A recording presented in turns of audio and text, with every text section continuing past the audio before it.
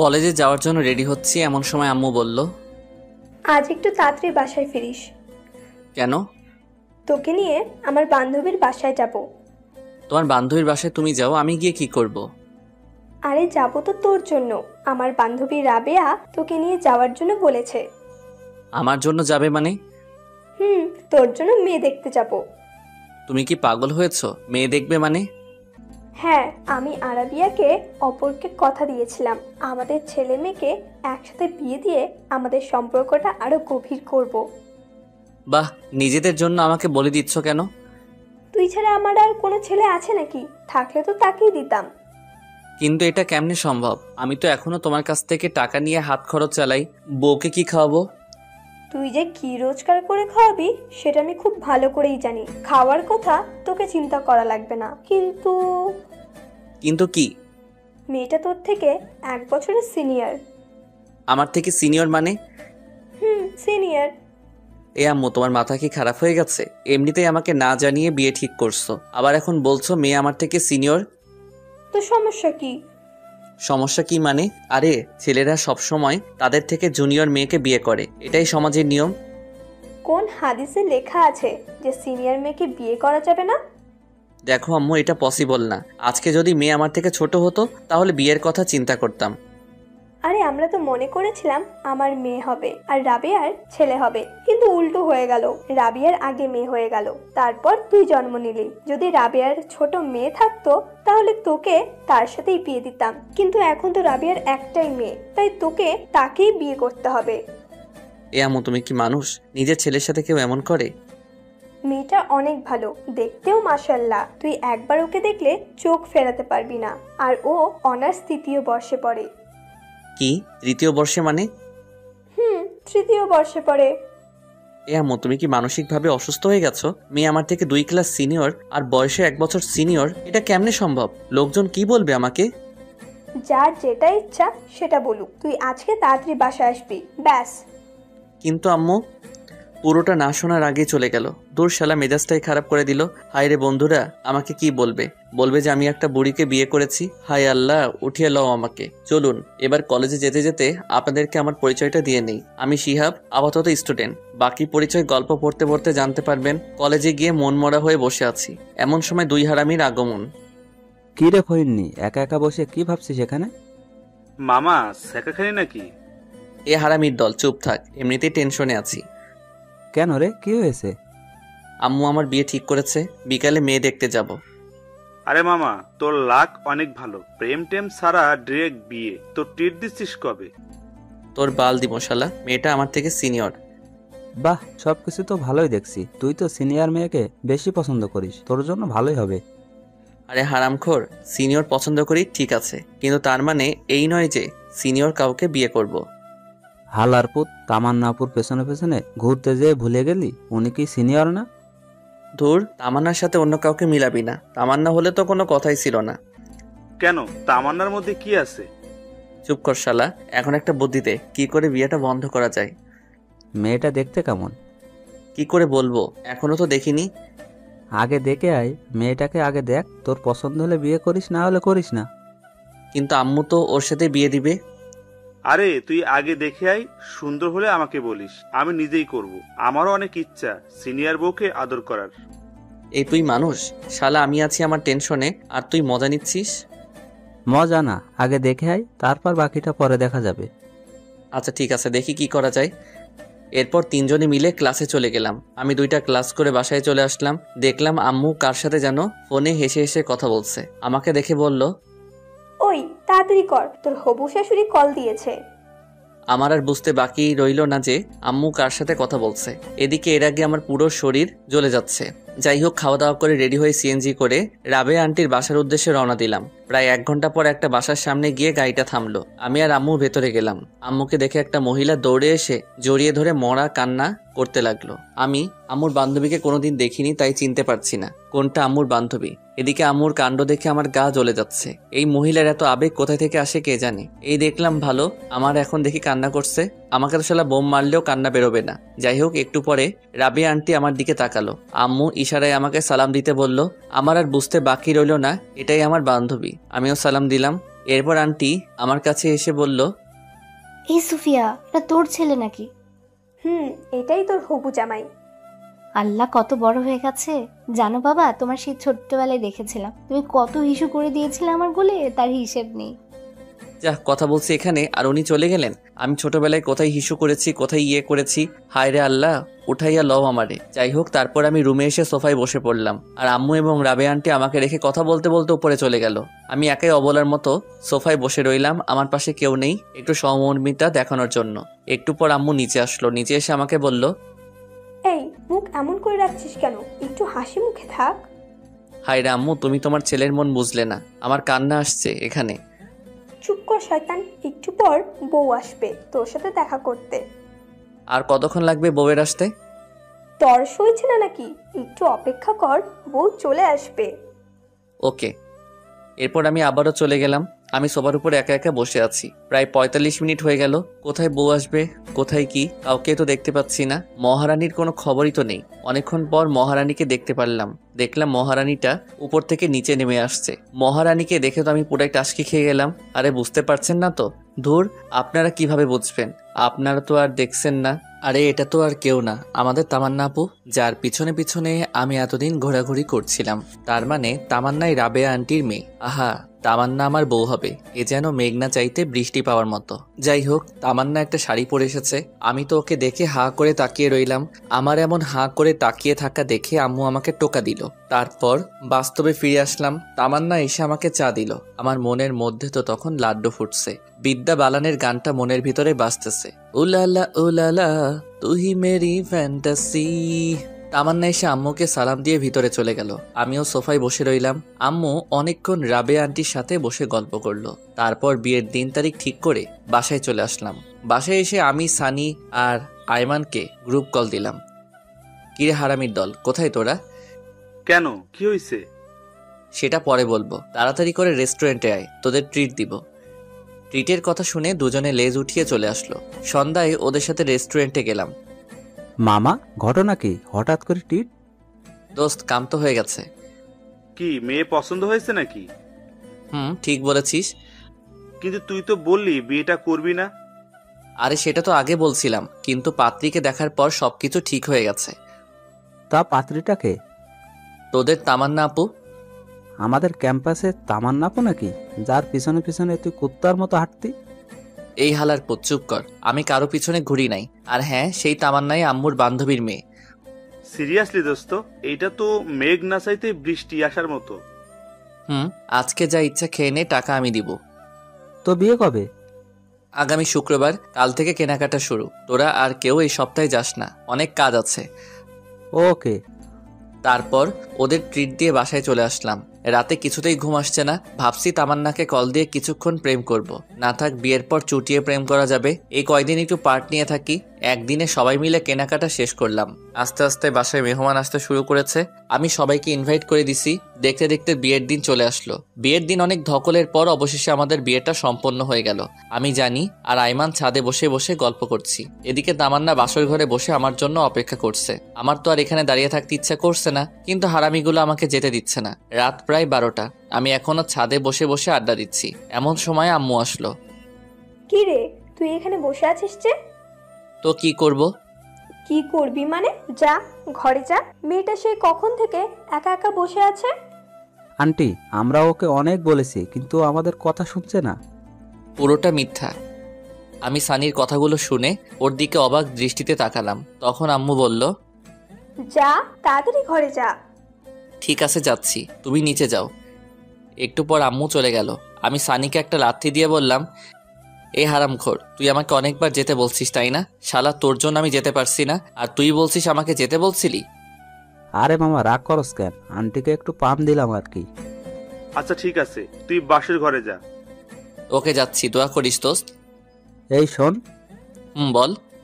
মানে বিড়ালটা ভালো করে মারিস, তোর ক্ষমতা দেখিয়ে দিবি, না হলে গোটা পুরুষ জাতি তোকে ধিক্কার দিবে। চুপ কর হারামি, আমি যাচ্ছি। আচ্ছা ঠিক আছে যা, যদি বেঁচে থাকিস তাহলে কাল দেখা হবে। আমি একটা হাসি দিয়ে নিচে চলে আসলাম। বাসর ঘরের সামনে দাঁড়িয়ে আছি, কেমন যেন ভয় লাগছে, আবার লজ্জাও। আহারে, নিজের ঘরে নিজের যাবো আর সেখানে ভয় লাগছে। 1 কেজি সাহস নিয়ে দরজা খুললাম, ভিতরে গিয়ে দরজা বন্ধ করে দিলাম। তামান্নার দিকে তাকাতেই দেখলাম তামান্না কার সাথে যেন ফোনে কথা বলছিল। আমাকে দেখে ফোনটা রেখে দিল আর চুপচাপ বসে রইল। আমি গিয়ে ওর সামনে দাঁড়ালাম, ভাবছি সে হয়তো আমাকে সালাম করবে। অনেকক্ষণ দাঁড়িয়ে থাকার পরও দেখলাম সে বসে আছে।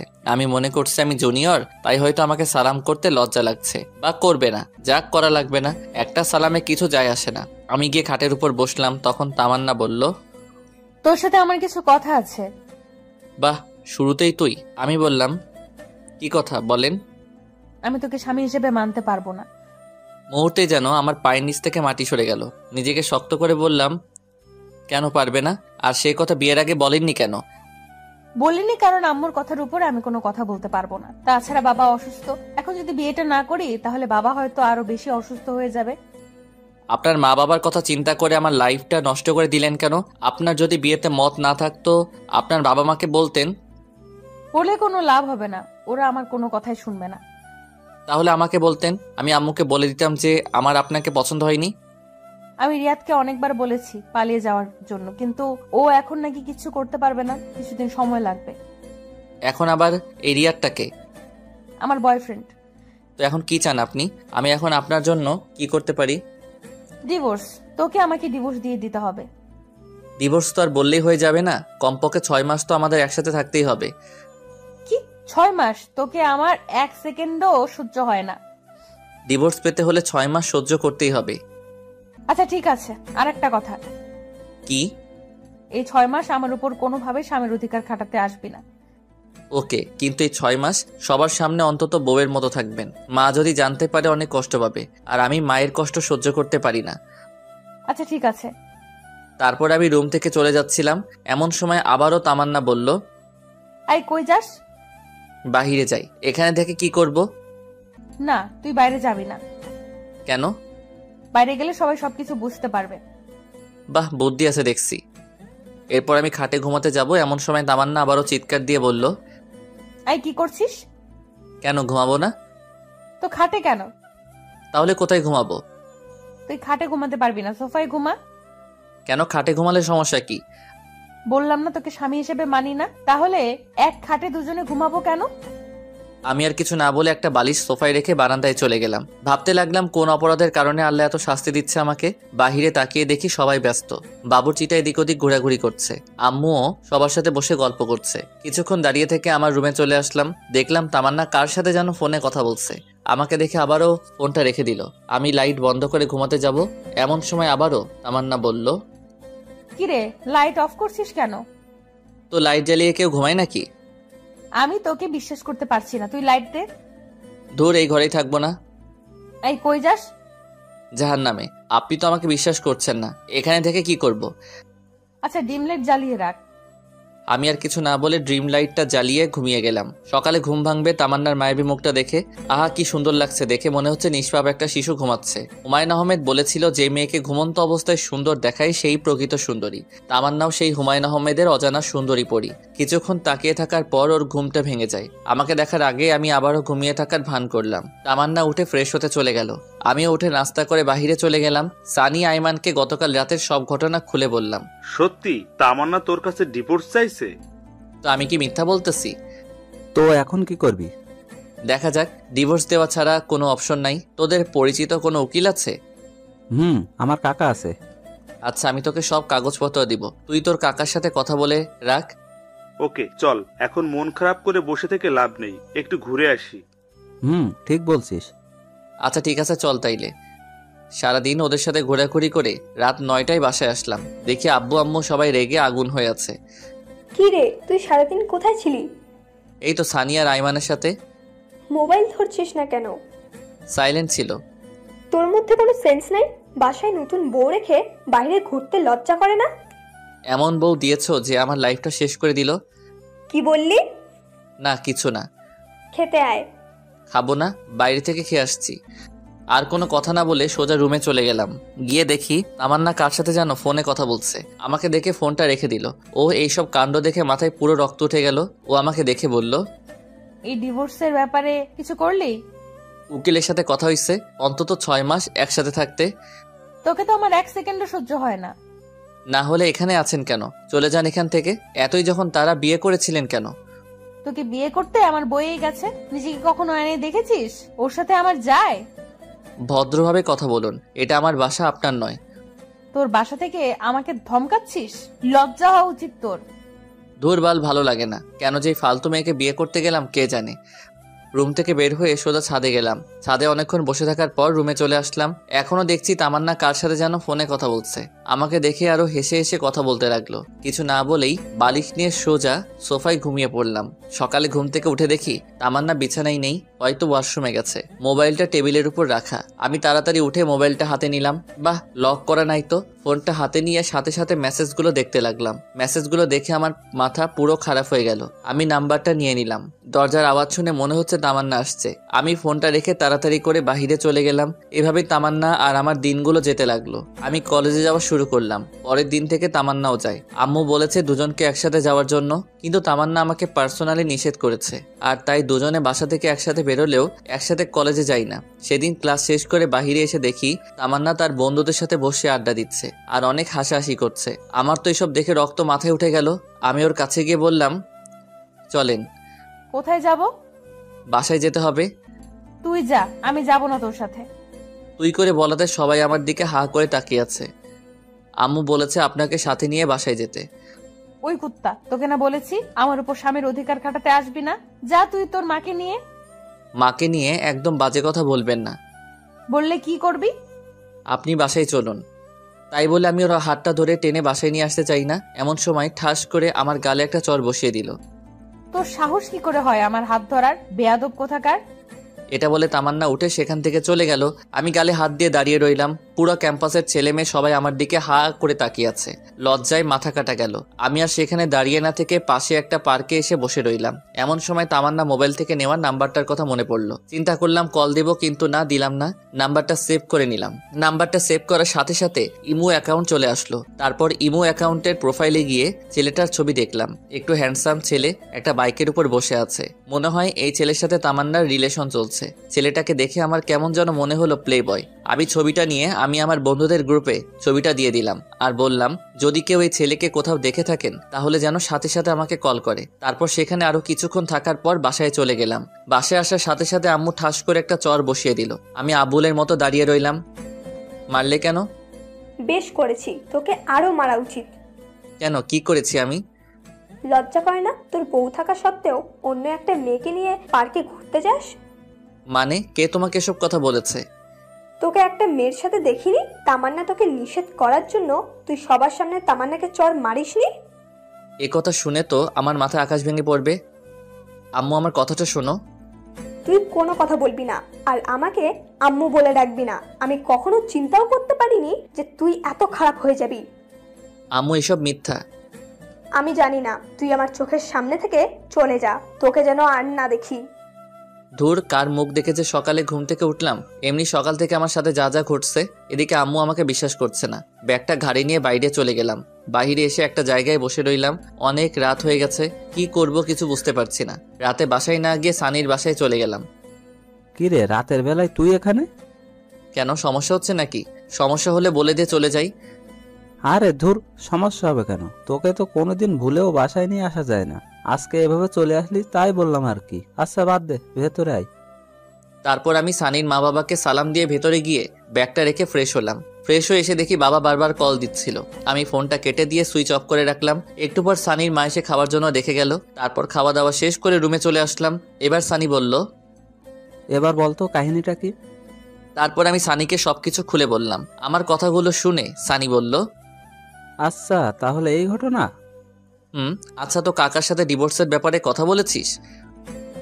কিছুদিনের মধ্যে কাগজপত্র চলে আসবে। তুই একটু বলে সবকিছু তাড়াতাড়ি করতে বলতো। আচ্ছা ঠিক আছে। তারপর সানির সাথে ঘুমিয়ে পড়লাম। পরের দিন সানিদের বাসা থেকে সরাসরি কলেজে চলে গেলাম। ক্লাস করতে ভালো লাগছে না, তাই বাইরে এসে আমি, সানি আর আইমান গাছতলায় বসে আছি। দেখলাম তামান্না একটা ছেলের সাথে বাইকে করে কলেজে আসছে। বাইক থেকে নেমে ছেলেটার হাত ধরে উপরে যেতে লাগলো। দেখে আমার মাথা খারাপ হয়ে গেল, কারণ সে তো এখনো আমার বউ, আমি তো এখনো ডিভোর্স দেইনি। ডিভোর্স হওয়ার পর সে যা খুশি তাই করুক, কিন্তু এখন কেন এসব করতে হবে? রাগে আমার শরীরের লোমগুলো দাঁড়িয়ে গেল। আমি সেখান থেকে উঠে তামান্নার দিকে যেতে লাগলাম। কি রে, কই যাস? এই তো একটু আসছি। দাঁড়া, আমরাও আসছি। ওকে। তারপর সবাই একসাথে তামান্নার কাছে গেলাম। তামান্নার কাছে গিয়ে বললাম, কি ব্যাপার, আপনি এই ছেলের হাত ধরে আছেন কেন? আমি কার হাত ধরবো না ধরবো সেটা আমার ব্যাপার, তোর কি? অবশ্যই আমার সমস্যা, ভুলে যাবেন না এখনো আপনি আমার স্ত্রী। তোকে আমি স্বামী হিসেবে মানি না। তোকে বলেছি না আমার উপর স্বামীর অধিকার খাটাতে আসবি না। আপনি না মানলেও আমার কিছু করার নেই, কারণ আপনি এখনো আমার স্ত্রী। আমাদের এখনো ডিভোর্স হয়নি। আমি যা বলবো আপনাকে তাই শুনতে হবে। যদি না চলি কি করবি? দেখবেন কি করতে পারি। দেখা তুই কি করতে পারবি। তাই বলে আমি তামান্নার দিকে আস্তে আস্তে এগোতে লাগলাম, আর সে পিছাতে লাগলো। আমি তার কাছে গিয়ে তামান্নার পাশে থাকার ছেলেটাকে একটা ঘুষি মারি। আমার কর্মকাণ্ড দেখে সবাই হা করে তাকিয়ে আছে। ছেলেটার কলার চেপে ধরলাম। এই শালারপুর, কি নাম তোর? লজ্জা করে না অন্যের বউয়ের সাথে প্রেম করতে? তুই জানিস আমি কে? তুই আমেরিকার প্রেসিডেন্ট হলেও আমার দেখার টাইম নাই। তোকে যদি আর একবার তামান্নার সাথে দেখি তাহলে তোর খবর আছে। তুই আমার গায়ে হাত তুলছিস না? দেখ তোর কি হাল করি। তাই বলে পকেট থেকে ফোনটা বের করে কাকে যেন ফোন করতে গেল। তখন আমি ওর হাত থেকে মোবাইলটা কেড়ে নিয়ে একটা আছাড় মেরে ভেঙে ফেললাম। তারপর আরো একটা ঘুষি মারলাম। এবার ওর ঠোঁট কেটে রক্ত বেরোতে লাগলো। সানি আর আইমান আমাকে সেখান থেকে টেনে নিয়ে গেল। তামান্না আমায় রেগে যাওয়া দেখে ভয়ে কাঁপতে লাগলো। সানি আর আইমানের সাথে নিচে চলে আসলাম। তারপর কলেজের পিছনে গিয়ে অনেকক্ষণ বসে রইলাম। কিছুই ভালো লাগছে না, কলেজ ছুটি হয়ে গেছে।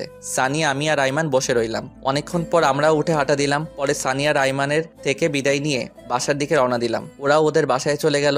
দুপুরবেলা রাস্তায় মানুষজন খুব একটা বেশি নেই, একেবারে নেই বললেই চলে। খেয়াল করলাম দুইটা ছেলে সিগারেট টানতে টানতে আমার পিছনে আসতে লাগলো। আরেকটু সামনে যাওয়ার পর আরেকটা গলি থেকে 4 জন বেরিয়ে আসলো। দেখতে মাস্তান টাইপের। সবাই একসাথে আমার পিছু পিছু আসতে লাগলো। হঠাৎ করে একটি ছেলে পিছন থেকে আমার ঘাড়ে হাত রেখে চাপ দেয়। তাই দেখে আমি পিছনে তাকাই। আগুন আছে, সিগারেট খাবো? সরি, আমি ওসব খাই না। আইসে আমার লোক কে ছিলে, ওইসব খাই না। কি ব্যাপার, আপনাদের সমস্যা কি? আমার কোনো কথার উত্তর না দিয়ে একটা ছেলে আমার কাছে এসে আমার মুখটা চেপে ধরে, আর বাকি সবাই আমার উপর ঝাঁপিয়ে পড়ে। একা ছিলাম তাই সবার সাথে পেরে উঠতে পারিনি। ওরা সবাই অনেক বাজেভাবে আমাকে মারে। 2 জন আমার হাত ধরে রাখে, আর বাকিরা আমার গালে, বুকে, পেটে ঘোরাতে থাকে। মুখ দিয়ে রক্ত পড়ছে। আমি ওদের মার সহ্য করতে না পেরে শুয়ে পড়লাম। দেখলাম তামান্না আর ওই ছেলেটা বাইক নিয়ে আসলো। ছেলেটা সবাইকে বলল, মরে গেলে নদীতে নিয়ে গিয়ে লাস্টে ফেলে দিস। তাই বলে ওরা চলে গেল। তামান্না ছেলেটার কথা শুনে হাসতেছে। এরপর দুজনে বাইক নিয়ে চলে গেল। এমন সময় হঠাৎ করে একটা ছেলে লাঠি দিয়ে আমার মাথায় আঘাত করে। এরপর আমি সেন্সলেস হয়ে পড়ে যাই। এরপর আমার আর কিছু মনে নেই। আমার জ্ঞান ফেরার পর নিজেকে হাসপাতালে আবিষ্কার করলাম।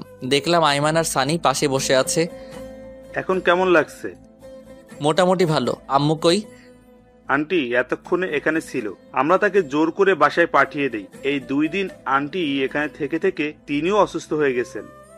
তার মানে 2 দিন পর আমার জ্ঞান আসলো। শরীরের প্রত্যেকটা অঙ্গ ব্যথা করছে। অনেক কষ্টে উঠে বসলাম। তারপর ওদেরকে বললাম, তামান্না এসেছিল কি? একবার এসেছিল, ওর বাবা নাকি অসুস্থ, সেখানে চলে গেছে। ও আচ্ছা। তো তোর এই অবস্থা কি করে হলো?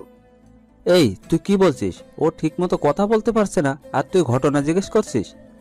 আচ্ছা তোরা সবাই বাসায় চল, বাসায় গিয়ে তোদের সবকিছু বলবো। এখন বাসায় যাওয়া যাবে না, ডাক্তার বলেছে তোকে হাসপাতালে আরো 2 দিন থাকতে হবে।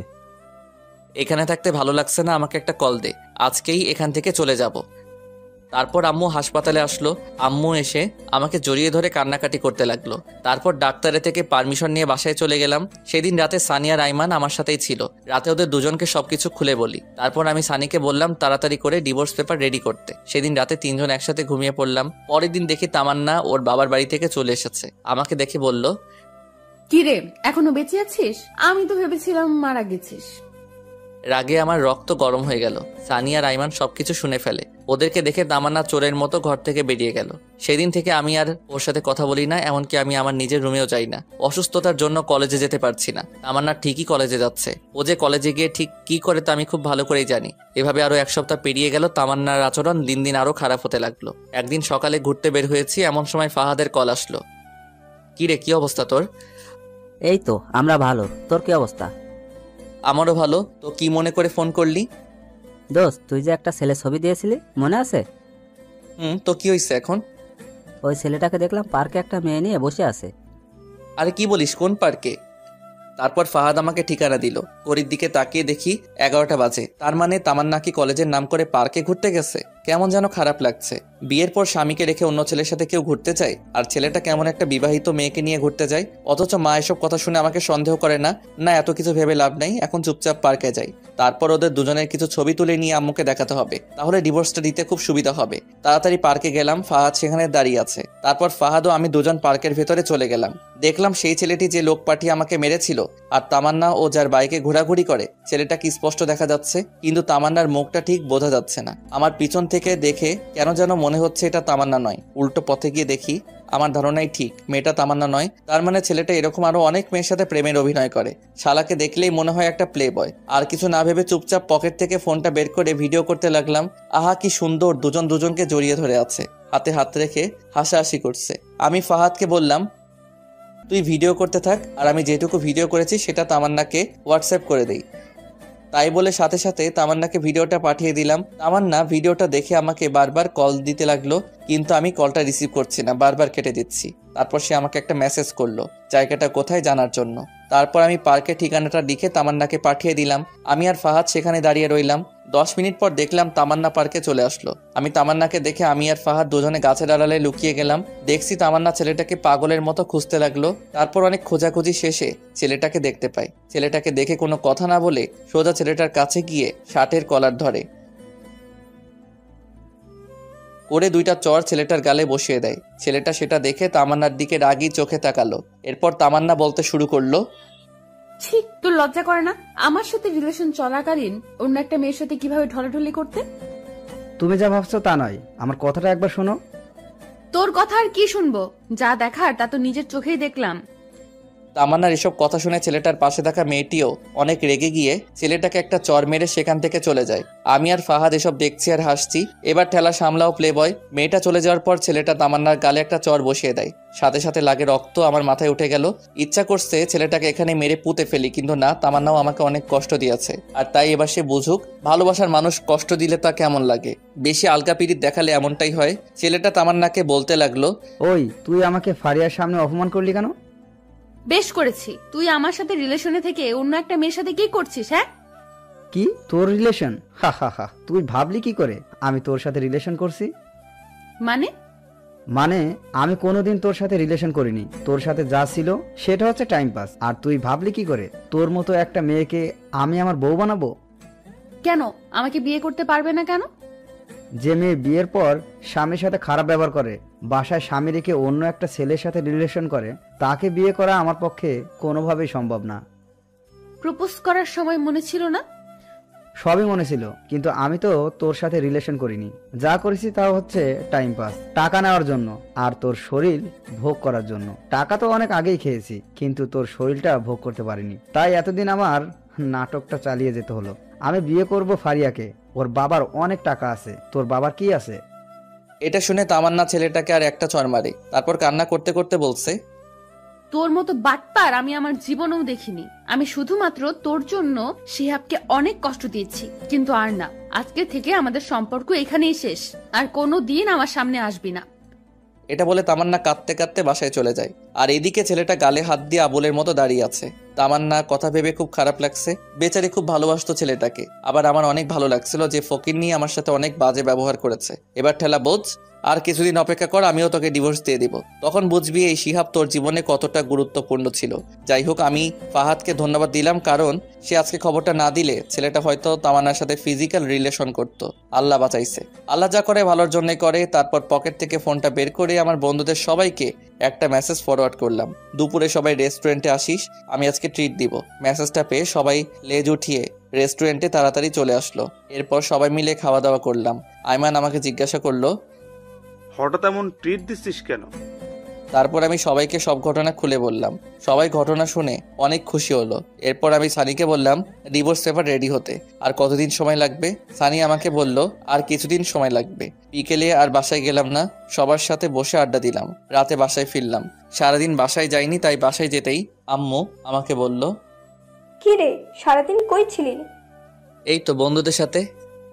এই অসুস্থ শরীর নিয়ে বন্ধুদের সাথে কি? এমনি বাসায় ভালো লাগছিল না তাই। এই, তোর তামান্নার সাথে কিছু হয়েছে নাকি? কই না তো। সেই দুপুরে কলেজ থেকে আসার পর থেকে রুমের মধ্যে একা একা শুয়ে আছে। খেতে বললাম, খাবার খাচ্ছে না, রুম থেকে বেরও হচ্ছে না।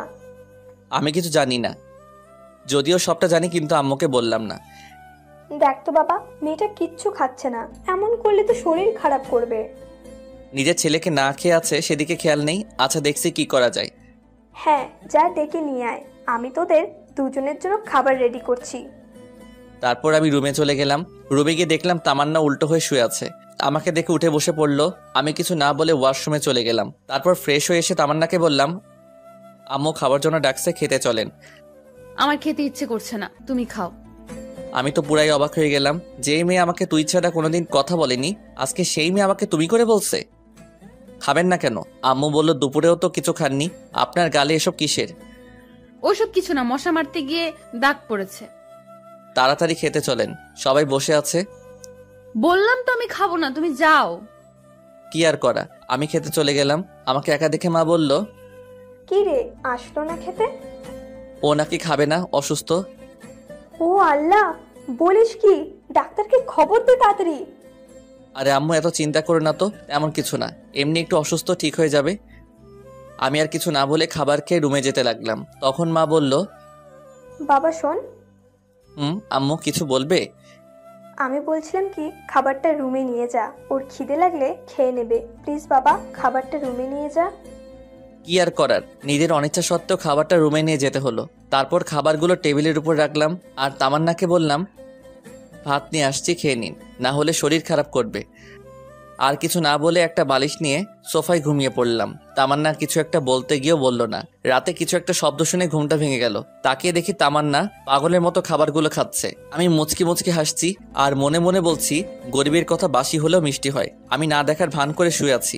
তামান্না একবার খাবার খাচ্ছে আর একবার আমার দিকে তাকাচ্ছে। তারপর আমি ঘুমিয়ে পড়লাম।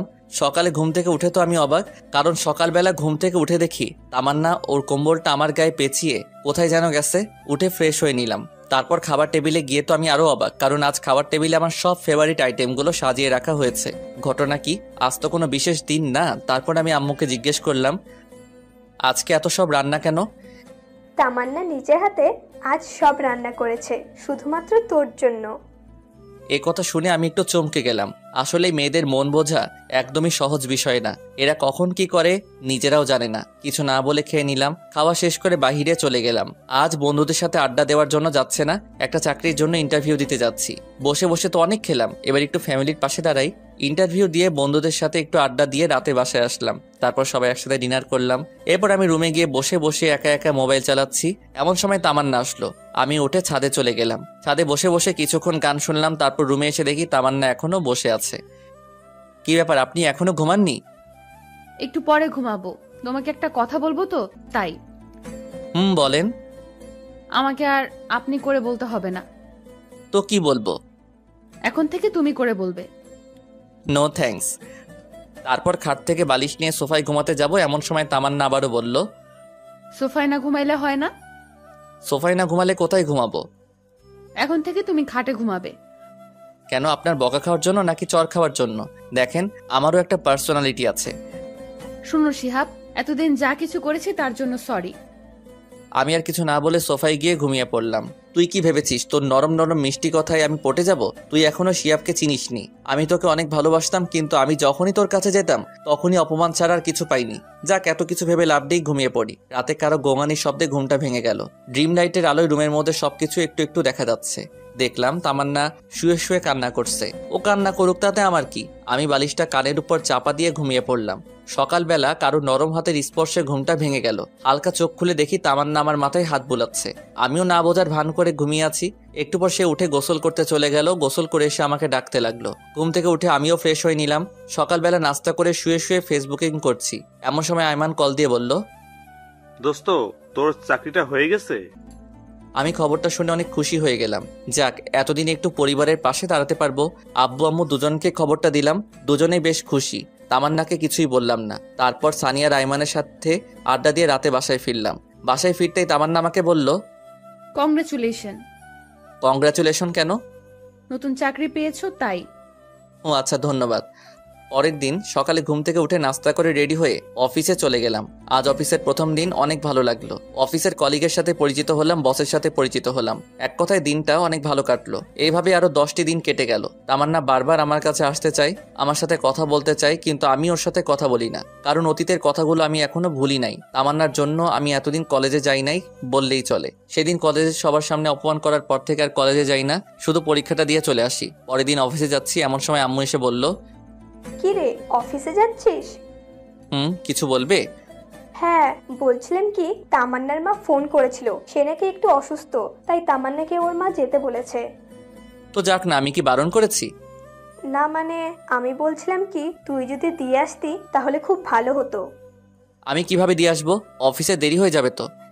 হবে না, তামান্না রেডি আছে, প্লিজ বাবা তুই একটু ওকে নামিয়ে দিয়ে যা। কি আর করার, অনিচ্ছা সত্ত্বেও আম্মুর কথা শুনে তামান্নাকে নিয়ে বেরিয়ে পড়লাম। একটা সিএনজি নিলাম। তামান্না আর আমি পাশাপাশি বসে আছি, কিন্তু কেউ কারোর সাথে কোনো কথা বলছি না। তামান্নার মুখ দেখে বুঝতে পারছি সে কিছু বলতে চায়, কিন্তু বলতে পারছে না। তাই দেখে আমি বললাম, কিছু বলবেন কি? তোমার অফিস কখন শেষ হবে? 4টায়, কাজের চাপ থাকলে দেরি হতে পারে। আচ্ছা, একটা কথা বলি। জি বলেন। তোমার অফিসে কি মেয়ে কলিগ আছে? হ্যাঁ, 5 জন আছে, 2 জন আমার পাশেই বসে। ও আচ্ছা। কথা বলতে বলতে তামান্না তো বাসার সামনে চলে আসলাম। তামান্নাকে তামান্নাদের বাড়িতে নামিয়ে দিয়ে আসতে যাব, এমন সময়, বাসায় আসবে না? না, আমার অফিসে দেরি হয়ে যাচ্ছে। তাহলে অফিসে সে এসো।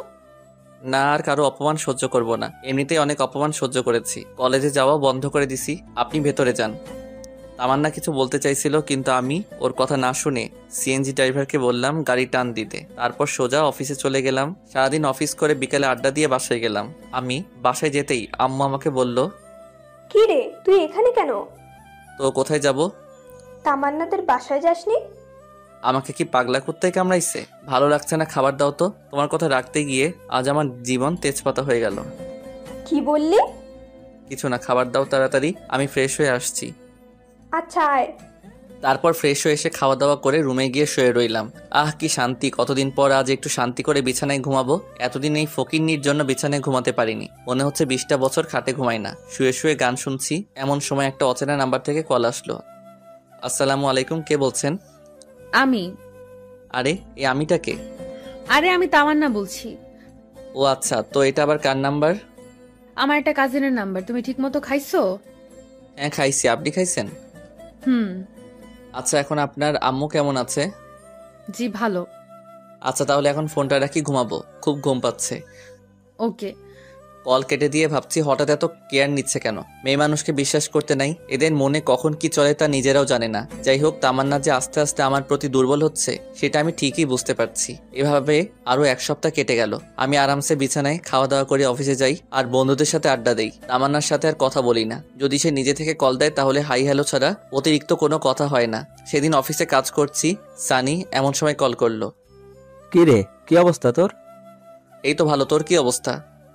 আসি রে, বেকার মানুষের আর কি অবস্থা। আচ্ছা শোন, যে জন্য কল করেছিলাম। বল। তোর ডিভোর্স পেপার রেডি হয়ে গেছে, বিকেলে পুকুর পাড়ে আসিস, পেপারটা নিয়ে যাস। ধন্যবাদ দোস্ত। শুকনো ধন্যবাদ দিতে হবে না, টিট দিতে হবে। আচ্ছা ঠিক আছে, তাহলে আইমানকেও সাথে নিয়ে আসিস।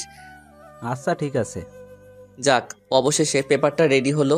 এই পেপারটার জন্য এতদিন যেই প্যারায় ছিলাম তা বলে বোঝানো যাবে না। বিকেলে অফিস শেষ করে পুকুর পাড়ে চলে গেলাম। গিয়ে দেখলাম সানিয়া আর আইমান বসে আছে। তারপর ওদের সাথে বসে অনেকক্ষণ আড্ডা দিলাম। তারপর ওদের ট্রিট দিয়ে বাসায় চলে আসলাম। বাসায় এসে দেখি আম্মু রেগে আছে। কি হয়েছে আম্মু, এভাবে তাকিয়ে আছো কেন? তোর মোবাইল কই শুনি? আছে তো।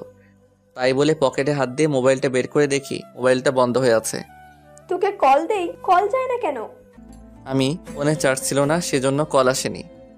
মোবাইল চালাতেই ভালো লাগে, চার্জ দিতে মনে থাকে না? আচ্ছা বাদ দাও তো, কল দিয়েছিলে কেন? তামান্নাকে নিয়ে আসার জন্য। আমি তো নিয়ে আসতে যাব ওকে, একা একা আসতে পারে না নাকি? নাকি আমি ওর বডিগার্ড? এ কেমন কথা বলছিস? মেয়েটা একা একা আসবে কি করে? তুই যা, ওকে নিয়ে আয়। আমি কি ওকে নিয়ে আসবো মানে? হ্যাঁ, তুই গিয়ে ওকে নিয়ে আয়, না হলে তোর এই বাড়িতে ঠাঁই নাই। এটা কেমন কথা? হ্যাঁ, এখন চুপচাপ গিয়ে ওকে নিয়ে আয়। কি আর করার, বাসা থেকে বেরিয়ে আবার তামান্নাদের বাসায় গেলাম। ওদের বাসায় গিয়ে দেখি 8:30 বাজে। অনেকক্ষণ ধরে কলিং বেল বাজাচ্ছে কিন্তু দরজা খুলছে না। অনেকক্ষণ পর তামান্নার মা এসে দরজা খুলে দিল। আসসালামু আলাইকুম, কেমন আছেন? আলহামদুলিল্লাহ ভালো। তুমি কেমন আছো বাবা? আলহামদুলিল্লাহ ভালো। তামান্না উপরে আছে, যাও। ইচ্ছা না থাকা সত্ত্বেও উপরে চলে গেলাম। গিয়ে দেখলাম তামান্না রেডি হয়ে বসে আছে। আমি ওকে বললাম, রেডি হইছেন? আম্মা ফোন করেছিল, কিন্তু তুমি আসতে এত দেরি করলা কেন? অফিস থেকে আসতে একটু দেরি হয়ে গেছে। আচ্ছা চলুন। এখন না, পরে যাব, আগে খাওয়া দাওয়া করে নেই। বাসায় গিয়ে খাবো। না, এখান থেকে খেয়ে বাসায় যাব, আম্মু সব রান্না করেছে। কি আর করার, খাওয়া দাওয়া করে বাসার উদ্দেশ্যে রওনা দিলাম। সিএনজির ভিতরে কেউ কারোর সাথে কথা বলছিলাম না। মনে মনে ভাবতে লাগলাম, আজ থেকে আর আরাম করে খাটে ঘুমাতে পারবো না। একটু পর বাসায় আসলাম। বাসায় এসে দেখি বাসার সব লাইট অফ করা। দরজায় টোকা দেওয়ার আগে দরজা খুলে গেল। বাসার ভিতরে সব লাইট বন্ধ। তারপর আম্মুকে অনেকবার ডাকলাম, ধুর কোনো সারা শব্দ নাই। অনেক চিন্তায় পড়ে গেলাম, কোনো অঘটন ঘটলো না তো? তামান্না ভয়ে আমার হাত চেপে ধরে রাখলো। আমি পকেট থেকে মোবাইলটা বের করে লাইট জ্বালাতে যাব, এমন সময় আমাদের দুজনকে অবাক করে দিয়ে অনেকগুলো লাইট একেবারে চলে গেল। এরপর সানি, আইমান আর আম্মু একসাথে বলে উঠলো, happy birthday to you, happy birthday dear Tamanna, many many happy returns of the day. আমি তো পুরাই টাস্কি খেয়ে গেলাম। এসব কে করলো, কখন করলো আর কিভাবে করলো? আমি তো এই 2 ঘন্টা আগে বাসায় ছিলাম, কই তখন তো কিছুই ছিল না। আমি শুধু ভাবছি। আর তামান্না আম্মুকে বলল, আম্মু, আপনি কি করে জানলেন আজকে আমার জন্মদিন? আর এত কিছুই বা কে করলো? সবাই একসাথে আমাকে দেখিয়ে দিল। আমি তো আবার টাস্কি খেয়ে গেলাম। যাই হোক, তারপর সবাই মিলে কেকটা কাটলাম। কেক কেটে তাহলে আমাকে একটু খাইয়ে দিল। তারপর আমিও ওকে খাইয়ে দিলাম। একা একা সবাই খেয়ে নিলাম। সবাই মিলে অনেক মজা করলাম। এরপর সানি, আইমান আর আম্মু তামান্নাকে অনেকগুলো গিফট দিল। আমি বাকি রইলাম। সানি তামান্নাকে বলল, আমি আমার গিফট কাল সকালে দেব। আমি তো নির্বাক হয়ে দাঁড়িয়ে রইলাম। এরপর আমি সানি আর আইমান ছাদে চলে গেলাম। ছাদে গিয়ে আমি সানিকে বললাম, কিরে তোরা এত কিছু কিভাবে জানলি? আমরা তো কিছুই জানতাম না, আন্টি আমাদের ফোন করে সবকিছু বলেছে, আর আন্টি তোকে সবকিছু জানাতে বারণ করেছে। ও আচ্ছা, এই সানি তুই যে বললি আমি কাল সকালে ওকে গিফট দিব, ওকে আমি কি গিফট দিব? আরে বেটা, তামান্না তোর কাছে কি চেয়েছিল? ডিভোর্স, তাই না? আর ডিভোর্স পেপার তো রেডি হয়ে গেছে। কাল সকালে ডিভোর্স পেপার তামান্নাকে দিবি, আর এটাই হবে ওর সব থেকে বড় উপহার। একদম ঠিক বলছিস। আচ্ছা অনেক রাত হয়েছে, এখন ঘুমাতে যাই। চল। এরপর ছাদ থেকে নেমে সানিয়া রাইমানকে একটা রুমে রেখে আমি আমার রুমে চলে গেলাম। রুমে গিয়ে দেখি তামান্না বসে বসে মোবাইল চালাচ্ছে। আমাকে দেখে বলল, থ্যাঙ্কস শিহাব। ধন্যবাদ। কেন? এত বড় একটা সারপ্রাইজ দেওয়ার জন্য। আচ্ছা ঠিক আছে, ঘুমিয়ে যান, অনেক রাত হয়েছে। এটা বলে বিছানা থেকে একটা বালিশ নিয়ে সোফায় ঘুমাতে যাব। এমন সময় তামান্না বলল, আমার গিফট কই? কাল সকালে অফিসে যাওয়ার আগে টেবিলের উপর রেখে যাব। ওকে, আচ্ছা একটা কথা বলি। বলেন। সোফায় না ঘুমালে হয় না? সোফায় না ঘুমালে কোথায় ঘুমাবো? খাটে ঘুমাও, অসুবিধা নাই। নো থ্যাঙ্কস, লাগবে না, আপনি ঘুমিয়ে যান। আর কিছু না বলেই ঘুমিয়ে পড়লাম। সকালে ঘুম থেকে উঠে দেখি তামান্না আমার আগেই ঘুম থেকে উঠে গেছে। আমি ফ্রেশ হয়ে ডাইনিং টেবিলে গিয়ে দেখি আম্মু রান্না করছে আর তামান্না সবকিছু ডাইনিং টেবিলে গুছিয়ে রাখছে। তারপর নাস্তা করে রুমে এসে ডিভোর্স পেপারটা হাতে নিলাম। অনেক কষ্ট হচ্ছে ডিভোর্স পেপারটা নিয়ে অনেকক্ষণ ধরে দাঁড়িয়ে আছি, সাইন করতে পারছি না। মেয়েটাকে অনেক ভালোবেসে ফেলেছিলাম, কিন্তু কি করার, হয়তো সে অন্য কারো কাছে ভালো থাকবে আমার থেকে, আর আমিও চাই সে সবসময় ভালো থাকুক। মনকে শক্ত করে সাইনটা করেই ফেললাম। ডিভোর্স পেপারের সাথে আরেকটা ছোট চিটকুট লিখলাম, আজ আপনার জন্মদিনে সব থেকে বড় উপহারটা দেওয়ার চেষ্টা করলাম। আমি জানি এই উপহারটা আপনার জন্য সব থেকে বেস্ট, যেটা আপনি আমার থেকে চেয়েছিলেন। আশা করি আপনিও সাইনটা করে দিবেন। দোয়া করি সবসময় ভালো থাকবেন, আর পারলে আমাকে মাফ করে দিবেন আপনাকে অনেক কষ্ট দেওয়ার জন্য, আর আমি চাই আপনি সবসময় ভালো থাকেন। এরপর চিরকুট আর ডিভোর্স পেপার টেবিলের উপর রেখে অফিসে চলে গেলাম। অফিসে যাওয়ার পথে অনেক পুরাতন একটা বন্ধুর সাথে দেখা। তারপর তার সাথে অনেকক্ষণ আড্ডা দিলাম। বন্ধুর সাথে আড্ডা দেওয়াতে অফিসে যেতে 20 মিনিট দেরি হলো। এরপর দেরিতে অফিসে যাওয়ার জন্য বসের অনেক ঝাড়ি শুনতে হলো। রাগে মোবাইলটা সাইলেন্ট করে রেখে কাজ করতে শুরু করি। অন্য দিনের তুলনায় আজকে একটু কাজের চাপ বেশি, কিন্তু কিছুই করার নাই। বেশি বাড়াবাড়ি করলে চাকরি থেকে বের করে দেওয়া হবে। বিকেলবেলা অফিস শেষে পকেট থেকে মোবাইলটা বের করতেই আমি পুরো অবাক হয়ে গেলাম। আম্মু 122টা কল দিয়েছে, তামান্নার আম্মুও অনেকগুলো কল দিয়েছে। সানি আইমানের কোনো মেসেজগুলো দেখে আমি তো আরো অবাক। একসাথে এতগুলো মেসেজ, এতগুলো কল, ব্যাপারটা কি কিছুই তো বুঝতেছি না। আর এতগুলো কল SMS আসলো, আমি টেরই পাইলাম না। মোবাইলটা হাতে নিয়ে দেখি তামান্না আম্মু আবার ফোন দিছে। হ্যালো, কোনো কথা বলছে না, শুধু কান্না করছে। তারপর আমি কলটা কেটে আমার আম্মুর কাছে কল দিলাম, আম্মু কল ধরছে না। এখন কি করব কিছুই তো বুঝতে পারছি না। আবার আইমানকে কল করলাম। হ্যালো দোস্ত, কি অবস্থা? কিরে, তোর এতবার কল দিলাম, কল ধরিস না কেন? আসলে অফিসে কাজের চাপ একটু বেশি তো তাই। তো এখন কোথায় আছিস? এই তো 3 রাস্তার মোড়ে আছি। তাড়াতাড়ি মোহাম্মদ আলী হাসপাতালে চলে আয়। কেন, কার কি হয়েছে? তামান্না সুসাইড করতে নিছিল, আমরা সবাই মিলে ওকে হাসপাতালে নিয়ে আসছি। কি সুইসাইড করতে নিছিল ও? মানে দাঁড়া, আমি এখনই আসছি। তাড়াতাড়ি আয়। তাই বলে আমি ফোনটা রেখে হাসপাতালের দিকে রওনা দিলাম। কেমন যেন টেনশন লাগছে। তামান্না হঠাৎ করে সুইসাইড করতে গেল কেন? হাসপাতালে গিয়ে দেখি আম্মু, তামান্নার আম্মু, সানি আর আয়নার বাইরে বসে আছে। আমাকে দেখে সবাই উঠে দাঁড়ালো, আর আম্মু তো এসে আমাকে একটা ঠাস করে চড় মারলো। আমি আবুলের মতো গালে হাত দিয়ে দাঁড়িয়ে রইলাম। একটু পর তামান্নার আম্মু বলল, বাবা তোমার সাথে কি তামান্নার কিছু হয়েছে? কই আমার সাথে তো কিছু হয়নি। তাহলে ও সুইসাইড করতে গেল কেন? আমি মাথা নিচু করে দাঁড়িয়ে আছি। আম্মু এসে বলল, তোকে এতবার কল করলাম, কল ধরিস না কেন? অফিসে কাজের চাপ ছিল তাই মোবাইলটা সাইলেন্ট করে রেখেছিলাম। লাগবে না তোর চাকরি করা। আজকের পর থেকে তুই আর চাকরি করতে যাবি না। আর তুই আমাকে মিথ্যে বলছিস কেন? আমি কি মিথ্যা বলছি? তামান্না এতদিন তোর সাথে যা যা করেছে আমাকে জানাসনি কেন? তোমাকে এসব কে বলেছে? আম্মু সানি আর আইমানের দিকে দেখিয়ে দিল। আমি বুঝে গেলাম ওরাই আম্মুকে সব ঘটনা বলে দিছে। সানি, পাড়া, আইমানের দিকে আমি রাগী দৃষ্টিতে তাকালাম। ওরা নিচের দিকে তাকিয়ে আছে। এমন সময় ডাক্তার এসে বলল, রোগীর জ্ঞান ফিরেছে। এটা শুনে আম্মু আর তামান্নার আম্মু ভিতরে চলে গেল। সানি আর আইমান যেতে চাইলো, কিন্তু আমি ওদের দুজনকে ধরে বললাম, এই তোদের মধ্যে আম্মুকে সব কথা কে বলেছে? কিরে, কথা বলছিস না কেন? আমরা দুজনেই বলেছি।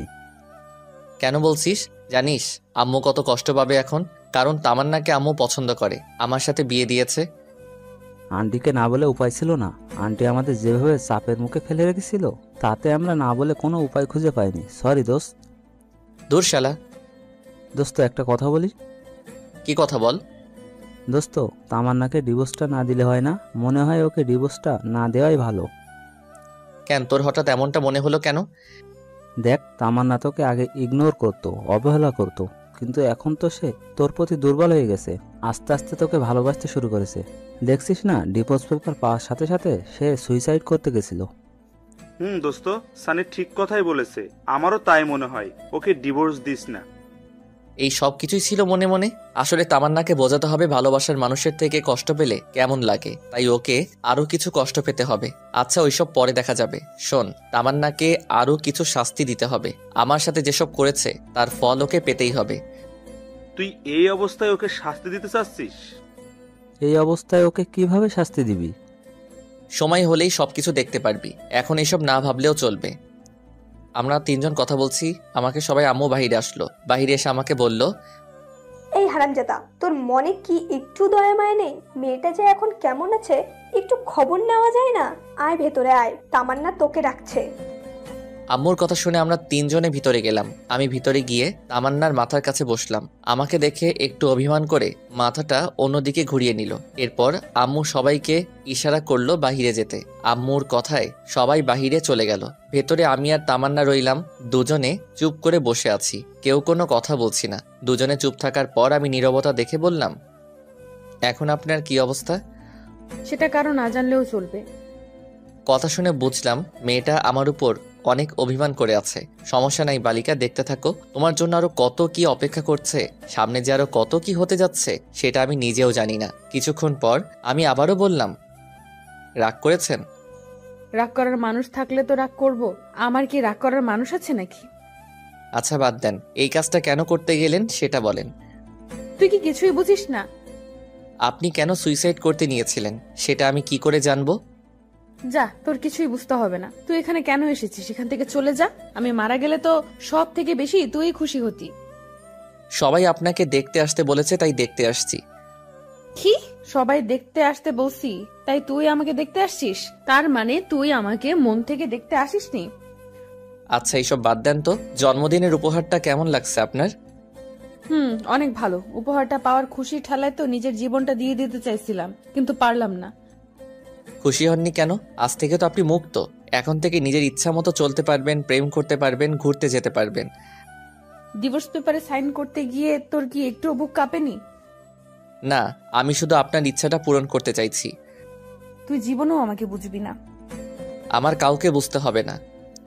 আমরা কথা বলছি, আমার সময় আম্মু এসে বলল, কি রে, তোদের কথা বলা শেষ হয়েছে? আমরা তো কথাই বলি নাই, কথা শুরুই হয় নাই, শেষ হয় নাই, কথা শেষ হবে কি করে?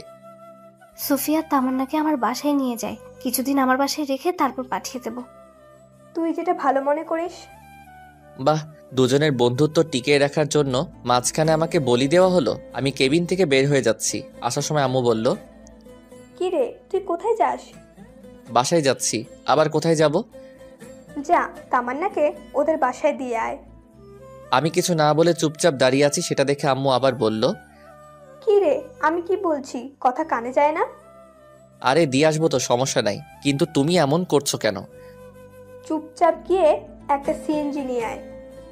তারপর আমি আর কিছু না বলে বাহিরে গিয়ে একটা সিএনজি থেকে নিয়ে আসলাম। তারপর আমি তামান্নার আম্মু সিএনজিতে উঠে ওদের বাসার উদ্দেশ্যে রওনা দিলাম। সানি আর আইমানকে বললাম আম্মুকে ঠিকমতো বাসায় পৌঁছে দিতে। গাড়ির মধ্যে কেউ কোনো কথা বলি না। গাড়ি থেকে নেমে তামান্নাকে ধরে ধরে বাসার ভিতরে নিয়ে যাচ্ছি, কিন্তু ফকিন্নিটা হাঁটতে পারছে না। ইচ্ছা না থাকা সত্ত্বেও ওকে কোলে নিতে হলো। তারপর ওকে কোলে করে নিয়ে ওর রুমে রেখে আসলাম। বাহ, ফকিন্নিটার মনে মনে লাড্ডু ফুটছে। আমিও খুশি, কখনো ওকে এভাবে স্পর্শ করিনি। কিন্তু জানো, তুমি তো জানো না তোমার জন্য আমি কি পরিমাণ বাস রেডি করতেছি। বাস থেরাপি দিয়েই আমি তোমার অহংকার মাটিতে লুটাবো। তুমি টেরও পাইবা না আমি কি জিনিস। যাই হোক, বাসের ভিতরে নিয়ে আমি তামান্নাকে রুমে নিয়ে গিয়ে খাটের উপর শুয়ে দিলাম। ও আল্লাহ গো, মেয়েদের এত ওজন আগে জানা ছিল না। দেখলে মনে হয় ফু দিলে বাতাস উড়ে যাবে, কিন্তু আজ কোলে নিয়ে বুঝতে পারলাম এত ওজন কি বলবো। তামান্নাকে খাটে রেখে আমি হাঁপাতে লাগলাম।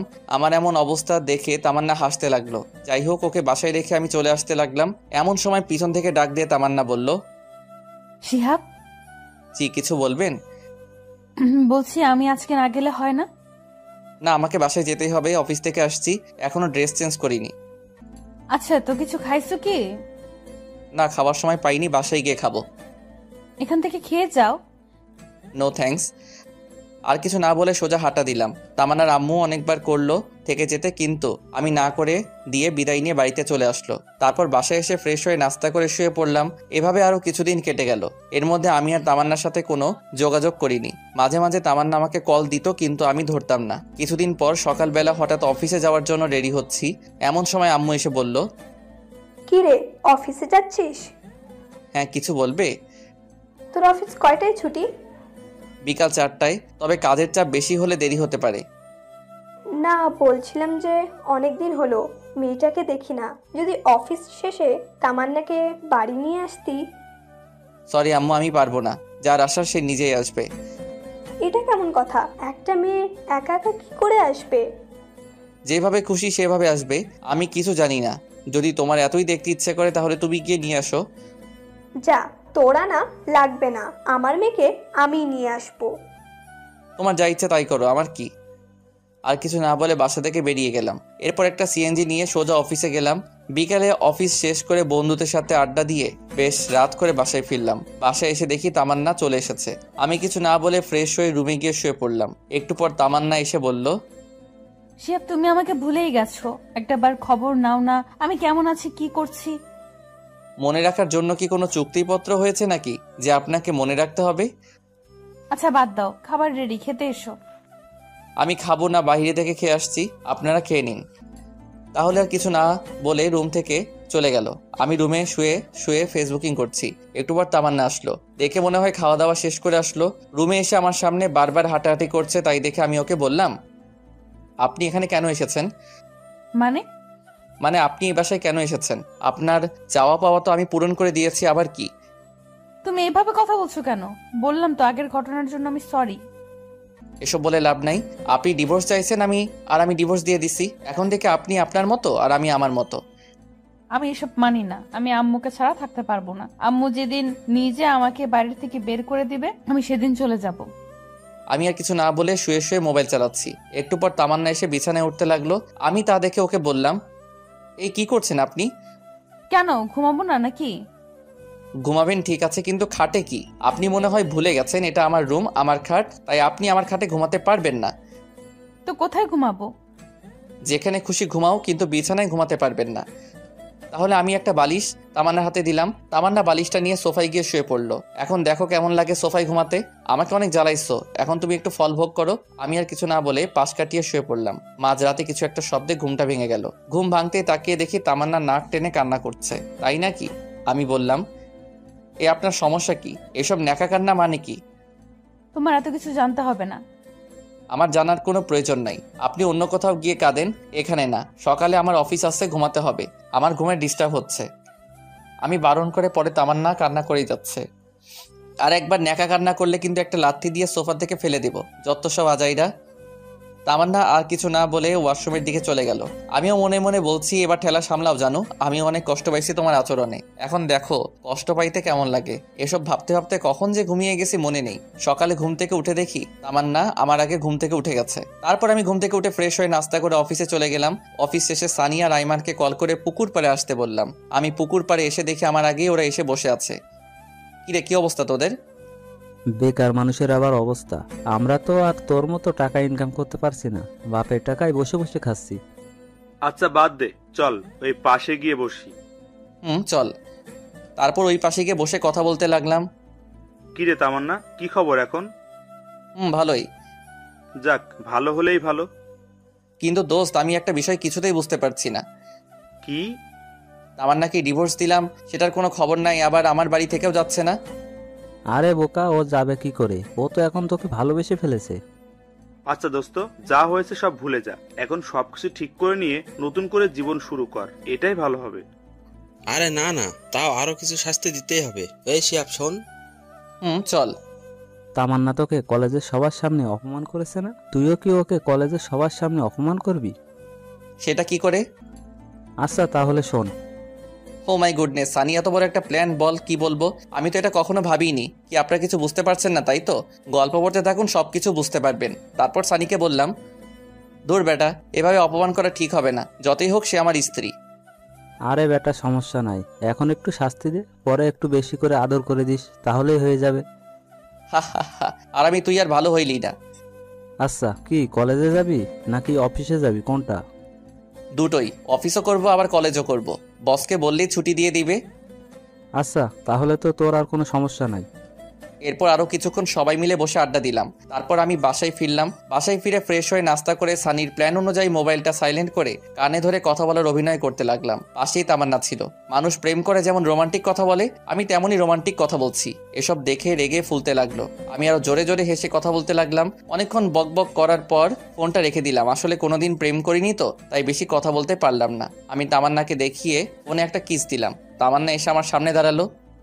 কিছু বলবেন? মেয়েটাকে? তা দিয়ে আপনার কি কাজ? অনেক কাজ আছে, সেটা তোমার না জানলেও চলবে। আগে বলো মেয়েটাকে। আমার ভবিষ্যৎ বউ আবার কে? বাসায় বউ রেখে অন্য মেয়ের সাথে কথা বলতে লজ্জা করে না? কি বাসায় বউ মানে? কে বউ? কার বউ? কিভাবে বউ? আমি তোমার বউ, আবার কে? আপনি ভুলে যাবেন না আপনাকে আমি ডিভোর্স দিয়ে দিয়েছি, সো আপনি আমার কেউ নন। মানে কি বলছো সব তুমি? আপনি যা শুনেছেন তাই বলেছি। আর হ্যাঁ, আমার কোনো পার্সোনাল ব্যাপারে আপনি নাক গলাতে আসবেন না। আমি আম্মুকে বলে আপনাকে আপনার বাসায় পাঠানোর ব্যবস্থা করছি। শিহাব, আমি যা করেছি তার জন্য সত্যি আমি অনেক লজ্জিত। প্লিজ আমাকে মাফ করে দাও। আমি সরি তো। আমি ওর হাত আমার হাত থেকে এক ঝাড়ি দিয়ে ছাড়িয়ে নিলাম। এরপর আমি সেখান থেকে রাগ দেখিয়ে ছাদে চলে গেলাম। তারপর ছাদে গিয়ে দরজা আটকে দিয়ে একা একা লুঙ্গি ডান্স করতে লাগলাম। ফকিনি, যখন আমি তোর পিছনে ঘুরতাম, পাগলের মতো ভালোবাসতাম, তখন তুই আমার 2 টাকার দামও দিতি না। এবার দেখ কেমন লাগে। একটু পর ছাদ থেকে নেমে এসে ডিনার করে রুমে গিয়ে শুয়ে পড়লাম। তামান্না যথারীতি একটা বালিশ নিয়ে সোফায় ঘুমিয়ে পড়ল। রাতে কেন জানি ঘুমটা ভেঙে গেল। ঘুমটা ভাঙতেই দেখলাম তামান্না কুটি মেরে শুয়ে আছে। ওর মায়াবী সুন্দর চেহারাটা দেখে আবারও ক্রাশ খেলাম। আসলেই ঘুমন্ত মানুষকে সত্যি অনেক সুন্দর এবং অনেক মায়াবী দেখতে লাগে। তামান্নার দিকে একটু ভালো করে তাকিয়ে দেখলাম মেয়েটা ঠান্ডায় কাঁপছে। তারপর আমি বিছানা থেকে উঠে গিয়ে কম্বলটা ওর গায়ে দিলাম। মোবাইলে সময় দেখলাম, একটু পর ফজরের আজান দেবে, তাই আর ঘুমালাম না। বিছানা থেকে উঠে এসে আজান দেওয়ার সাথে সাথে মসজিদে গিয়ে নামাজ আদায় করে আসলাম। নামাজ পড়া শেষে একটু হাঁটাহাঁটি করলাম। বাসায় এসে দেখি তামান্না মুখ টিপে টিপে হাসছে। মনে হয় কম্বলটা দেওয়ার কারণে এত খুশি।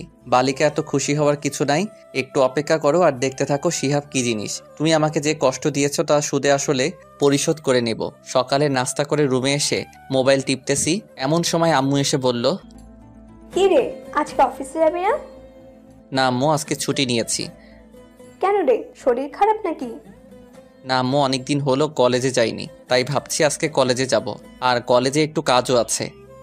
তামান্না আমার পাশেই ছিল, ও আমার কলেজে যাওয়ার কথা শুনে আম্মুকে বলল, আমি বলছিলাম কি, আমিও তো অনেক দিন হলো কলেজে যাই না, আর পড়াশোনাটাও ঠিকভাবে হচ্ছে না। যদি আজকে শিহাবের সাথে কলেজে যাই তাহলে কি কোনো সমস্যা হবে?